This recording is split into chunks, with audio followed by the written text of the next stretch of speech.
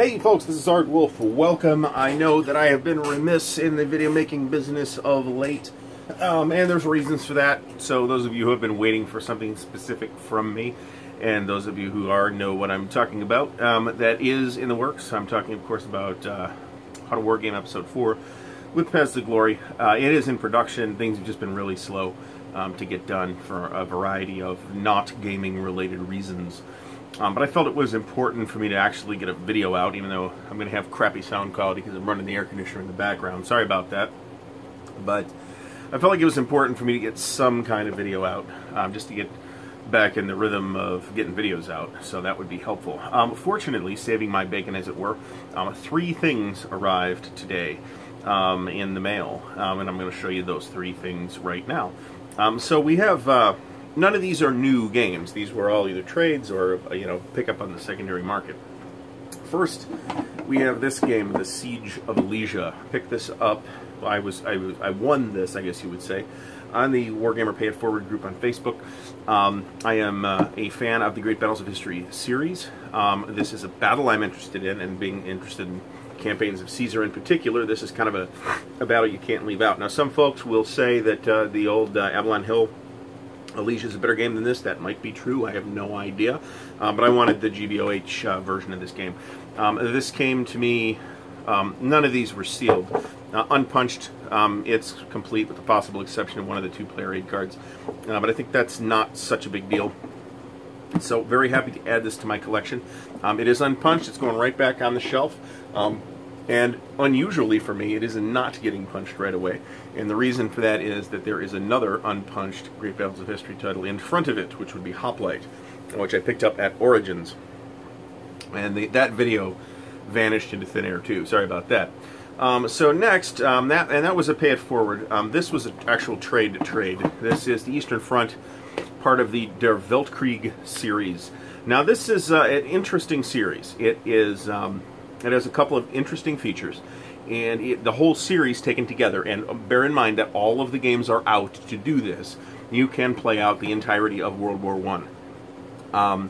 It has a very interesting way to map things, so the maps look weird, and I'm going to show you briefly, and I don't know how well you can make this out, but you notice the terrain is not by hex. Then of course this is upside down. The terrain is not by hex. The terrain is in these little sub-hexes. They're triangles. That's because the terrain is by hex side. And I think the way that's presented on this map is actually really neat. Now, you can see this box is pretty full. There is a counter tray in here, and this came partially punched. So one of the quote-unquote 6 games that's in this box, which is the Tannenberg game, is punched. But this is in such beautiful condition that I'm not even particularly inclined to check it. I'm just going to assume that it is complete until I learn otherwise. But even with the counter tray in here, there's a lot of stuff in here. I don't know where I'm going to put the rest of the counters. There's 5 more counter sheets. There's a lot of content in here. So this was originally released, I think, as 3 or 4 separate boxes, and then it was combined into this sort of $120 suggested retail package. I didn't count them. There's at least 20 scenarios in here over all parts of the East Front. This is pretty much the complete East Front, from the stuff going on in Serbia. Doesn't include the Ottoman stuff. That is a separate box, and I don't have anything else for this series. But it includes everything else on the East Front, pretty much up in the north with the Germans and the Russians. Galicia, where the Austrians take it in the shorts, them fighting the Serbians, and some stuff in Romania, and it covers the Brusilov offensive. And it's pretty comprehensive and pretty detailed. But surprisingly to me, when I downloaded the rules before getting this a few days ago, you can get it at SPW's website. You can get the core rule book, but not any of the scenario books. The rules are not particularly complicated. There's like 16 or 20 pages of rules for this thing in the series rules set. It's not a super heavy game. I wouldn't call it an introductory war game. It's more complicated than that, but it's not complicated. And I've got plenty of complicated games, and I'm cool with that. This is, I would say, a low end of medium weight complexity by my wargaming standards. So I'm pretty happy to have this. I want to try this out. The Tannenberg scenario is what's punched out of here, so that's a full map game and one full counter sheet. So that's basically ready to go, and I might actually bust that out sometime reasonably soon. So putting that aside, we'll get to the last item, which is a surprise. that I didn't expect to be getting because I wasn't really looking for it, and that is this Vietnam 1965 to 1975 from Victory Games. I believe this came out in 1984 and designed by Nick Karp. Now, the standard disclaimer of buying stuff on eBay applies here because that's where this came from. The user in their description said this was near mint. That is not accurate. You can see that there is some box bowing. You can see that there's some, I don't know how well you can see it, but there's some shelf wear on the corners. There is a mustiness to it. Clearly was stored in a moist environment. Clearly was not submerged at any time, but it was stored in a moist environment. It's a bit musty. It's more than a tiny bit musty. It's less than catastrophically musty. I'm pretty comfortable with the condition here. Now, not near mint. As you can see, there's some flakiness on the rulebook. There's 3 counter sheets. Some of the counters have fallen out of the sprues and were laying around in the bottom of the box, and or stuck into the shitty Victory Games counter tray, which I immediately got rid of and threw away and replaced with a Chessex tray. But it appears to be complete. The counters are definitely complete. I'm not 100% sure about the play aids. I have to research that, but both maps are here, the rulebook's here.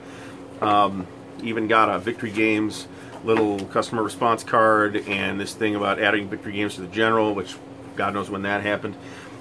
Looks complete. Now, even though the seller called this near mint, it clearly wasn't, they also included like 8 pictures. So I knew what condition it was in, right? So it's more important for an eBay seller, I think, to give more information than to give, you know, they get hung up on accuracy necessarily, although, don't get me wrong, it should not have been called quote-unquote near mint. But they included plenty of pictures so that you could see what condition it was in, and they didn't price it as though it were a near mint copy of Vietnam from 1984. This was 20 bucks. And that was a buy it now price. I wasn't looking for it. I was directed to eBay just to check out somebody's ludicrously expensive ASL collection that they were selling that I just wanted to look at. And I poked around a couple extra clicks and I came across this and I said, I need a game about Vietnam. I don't have a game about Vietnam. This would set me up with a game about Vietnam. And it is, to many, the definitive game on this conflict. I will have an opinion on that at some point. It's a fairly complicated game if we look at the rule book. I don't know if you'd really consider, this is like a 48-page rule book or something like that, I think. Where the hell are the page numbers? Yeah, it's a 48-page rule book. So, I mean, it's not absurdly complicated, but it takes a while to play, and it's fairly complicated. I haven't really examined it yet. Obviously, I haven't done any additional punching work on it. But I'm looking forward to doing something with this. There's also a crap load of scenarios in this, by the way. If we look at the scenarios, there's some campaign scenarios. Looks like there's 2 campaign scenarios and a whole pile of smaller scenarios that are set up in such a way that you can learn the game. So getting something like that on the table is certainly a possibility too. So this was kind of a random find that I didn't expect to stumble across, and it wasn't really on my list. I do have a list of stuff that is stuff I am officially looking for, trying to swing one way or the other. This was not on it, but the price was such that I just had to pull the trigger immediately. It did come very quickly. I'm happy with that. Like I said, a little bit musty. I might stick a dryer sheet in here or something like that. Perhaps a bag full of baking soda or something like that. But I mean, it's not really bad by any means, and it is in acceptable condition. And you know, more important to me is, you know, we get some box bowing and stuff like that. That's unfortunate. All 8 corners are intact. There's nothing taped here. And to me, that's important. I like a box that's intact, because when a box leaves my possession, it's intact if I was the only previous owner. I do not blow corners on boxes. And I appreciate other owners who also do not blow corners on boxes. So, I cannot promise that there will be another video immediately, but there will be more video coming from me. So stay tuned. I hope that you will subscribe to the channel to be notified when those new videos come out.